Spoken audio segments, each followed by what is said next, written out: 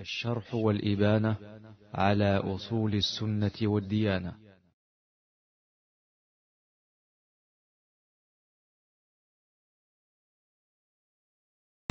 La da'wa telle que les Jamaat Tabligh font, ce n'est pas la da'wa que le prophète sallallahu alayhi wa sallam a fait. Le prophète sallallahu alayhi wa sallam n'a pas légiféré les voyages en Inde, au Pakistan, 3 jours, 3 mois, 4 mois dans les mosquées. Le prophète sallallahu alayhi wa sallam n'a pas légiféré cela. Ça c'est sur le plan zahir et pratique. Sur le plan même de la connaissance, les Jamaat Tabligh, leur aqidah avec l'aqidah de Abu Jahl, c'est la même chose. C'est-à-dire que Tawhid pour eux, c'est que c'est Allah qui a créé, c'est lui qui a créé, c'est lui qui a donné. Donc, ils ne disent pas qu'on est obligé d'adorer Allah. Pour eux, c'est que si tu crois que Allah, c'est lui qui a créé, ça suffit. Ça, c'est le même Tawhid d'Abu Jahl avec Abdullah ibn Abi Umayya. C'est le même Tawhid. C'est pour cela que dans les rangs de Jamaat Tabligh, tu vas trouver tout genre de fossacs qui sont dedans. Parce qu'ils n'interdisent pas le mal. Ils n'interdisent pas le mal. Ils n'appellent pas les gens au Tawhid al-Uluhiyya. Ils appellent les gens au Tawhid al-Rububiyya. S'il dit à Abu Jahl de venir nous faire un muhadara sur le Tawhid al-Rububiyya, il va faire 5 sur 5. Mais ça ne les a pas mis dans l'islam. Ça n'a pas fait d'eux des musulmans. Donc, ce que les Jamaat Tabligh font, les autres Jamaat, les Ikhwan Muslimines, tout ça c'est les mêmes gens, les mêmes groupes. Les gens dont leur religion c'est le hawa, de passion. Suivre le prêche, ils disent quoi dans le prêche là? Qu'est-ce qu'ils te disent? Ils disent on était au Pakistan, on a vu un gars qui est venu du Canada, et lui aussi il était musulman, on était content, on a mangé, on a pleuré. Et ensuite, donc tu pensais qu'au Canada il n'y a pas de musulmans ou bien c'est comment? Ou bien tu pensais qu'en Australie il n'y a pas de musulmans? Il y a des musulmans partout dans le monde. Hein? Mais l'essentiel ce n'est pas connaître qu'il y en a en Australie, il y en a au Canada, il y en a en Chine. Non, l'essentiel c'est de connaître le Tawhid. Il faut connaître le Tawhid. Et quand on dit Tawhid, c'est le Tawhid al-Uluhiyya. Il faut adorer Allah sans rien lui associer. C'est ça. Oui. Tous les Jamaat Tabligh, le Tawhid, c'est le Tawhid al-Rububiyya. Tous. Tous. Même ceux qui ont étudié parmi eux, quand ils s'asseyent en groupe là-bas, ils n'essayent pas de parler de Tawhid al-Uluhiyya. Ils disent que ça divise les gens. On dit effectivement, quand votre compréhension du Tawhid, c'est que Allah est partout, normalement ça doit diviser les gens.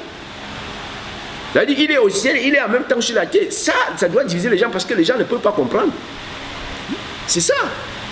Or, Ilahum fis sama, Ilahum fil ard, c'est-à-dire qu'il est adoré dans les cieux et sur la terre. Il est au ciel, au-dessus de son trône, et il n'a pas besoin du trône.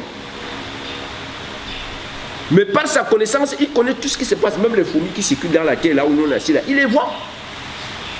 C'est ça. Mais comme ils ont eu une mauvaise compréhension, ils étaient obligés de dire que non, il est sur la terre avec nous, il vit sur la terre avec nous. Donc il est à l'intérieur de sa créature. Ça veut dire qu'il a besoin de la créature. Or, c'est la créature qui a besoin de lui. Lui, il n'a pas besoin de la créature. Allah est au ciel, mais il n'a pas besoin du ciel. Parce qu'il crée et il n'a pas besoin de la créature. Et nous, on crée parce qu'on a besoin. On a créé cette bouteille parce qu'on veut mettre l'eau dedans. Si on devait mettre l'eau dedans, on ne peut pas créer ça. Ah oui, ce verre, on a créé ça parce qu'on veut boire avec. Nous, on ne crée que ce qu'on a besoin de ça. Mais Allah créé, il n'a pas besoin de ce qu'il a créé. C'est ça. Non, je sais. Parmi les deux plus apportés par rapport à les Dawa, ils disent par exemple qu'eux ils ne disent pas ce genre de choses. Mais plusieurs parmi les gens de la masse ne savent pas que leurs savants au Pakistan et en Inde sont sur cette affaire un peu mentionnée. Alors que peut-être ceux qui sont au Cameroun, ceux qui sont en Arabie Saoudite, même dans les pays musulmans, ne croient pas nécessairement à ça et peut-être n'appellent pas à ça. Et ils ne savent pas que les têtes même, le chef, les savants qui sont dans ces pays-là, voilà leur aqidah.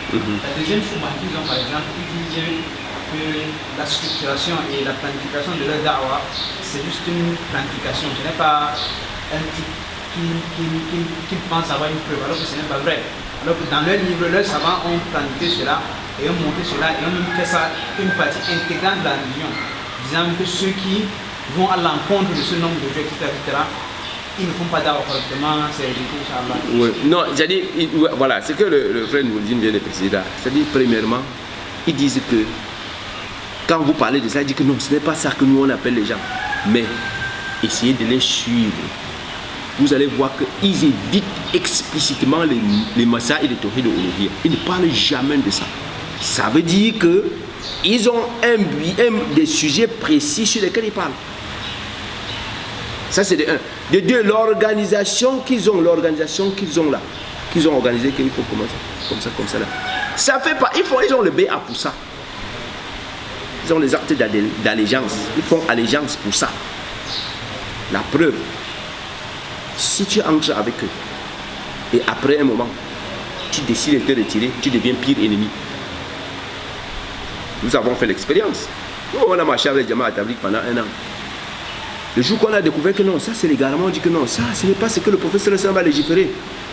On se salue même plus. Salam alaikum, on se salue plus. Donc, vous n'êtes plus musulman si vous n'allez pas marcher sur le chemin là qu'ils ont tracé là. C'est-à-dire qu'Allah dit que vous êtes musulman, mais eux disent que tant que tu ne viens pas avec nous, tu vas aller dormir dans la mosquée 3 jours. Tu vas aller au Pakistan. Ça veut dire que tu n'es plus musulman. C'est ça. Donc, de façon tacite, de fait, ils appliquent le programme tracé par leur machaïk, même s'ils ne le disent pas. Et ceux qui voyagent, ils partent en Inde, au Pakistan, ils connaissent ça. J'ai eu à rappeler ici dans cette mosquée, j'avais un voisin à Khartoum, Mansour, un Égyptien. Il est parti en Pakistan. Il est rentré. Il me dit que lui, il est arrivé là-bas, il a vu un homme qui faisait le tawaf autour d'une tombe, il est parti faire avec lui. Et pendant qu'il faisait le tawaf, il lui a dit que bon, après la prière, il faut venir à la mosquée parce que nous on a les prêches. Et le type l'a suivi à la mosquée, il est venu s'asseoir, il a écouté les prêches. Il dit que tu lui as dit que le tawaf là est interdit. Il dit non. Il dit que s'il meurt dedans, il est kafir. Toi-même, quand tu fais le tawaf là avec lui, si tu meurs là-bas, tu vas dire à Allah qu'il t'avait envoyé l'adorer ou bien que tu fais le tawaf autour de la tombe. Donc c'est ça, c'est des choses comme ça. Les gars des Tabligh, ils ne disent pas la vérité sur le tawhid uluhiyya. Parce qu'en fait, ça va éloigner les gens sur eux. Les gens qui ont un raisonnement d'eux, ils vont fuir. Quand les gens vont connaître que leur aqidah dont ils parlent, c'est le même aqidah que celle d'Abu Jahl, ils vont fuir. Il n'y a personne qui va accepter de rester avec eux. C'est ça. Non. الشرح والإبانة على أصول السنة والديانة.